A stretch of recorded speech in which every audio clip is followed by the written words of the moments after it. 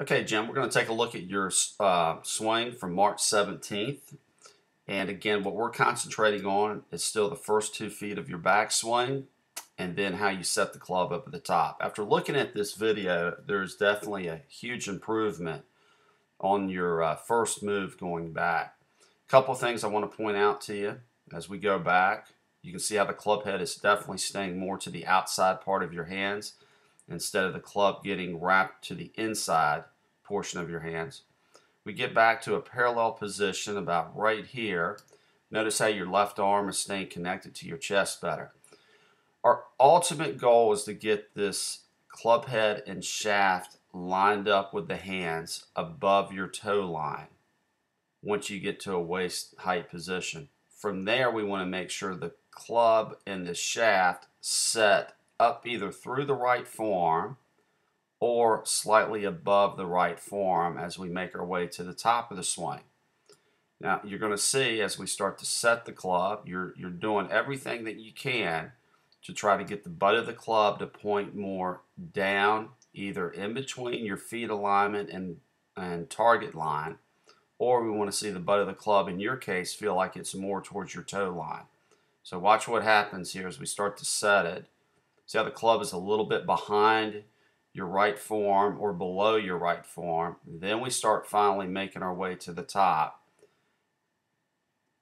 I tell you, this is much better than you've done in the past. But as you start to work the club up, what I want you to pay close attention to, and I wish I could draw a line here, but that butt of the club is still pointing out past or over your target line. So we'd like to see the butt of the club still working more down this way. So we still need to exaggerate this a little bit more.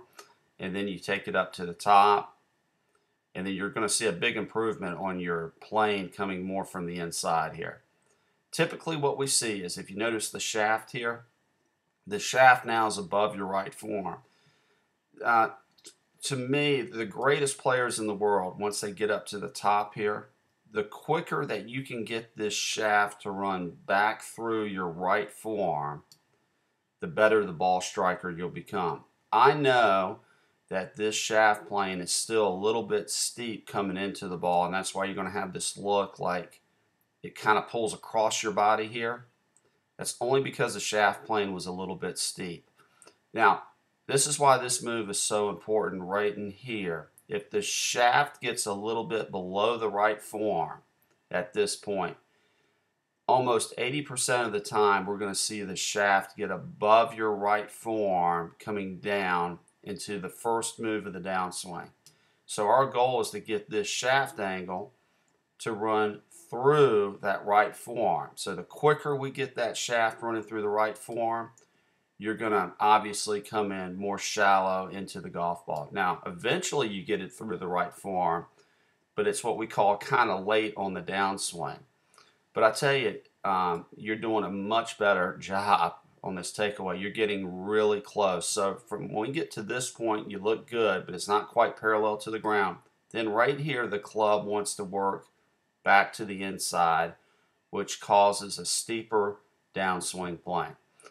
We're going to go ahead and play this in real motion. But all in all, you're doing a great job, Jim, so keep up the good work. Very good. So I'll see you next time. I'm sorry we missed out this week on the range, but give me a call anytime. And I know you got a hectic schedule, but just keep trying to call me, and I'm sure I'll have some days where I have an open slot for you. Take care.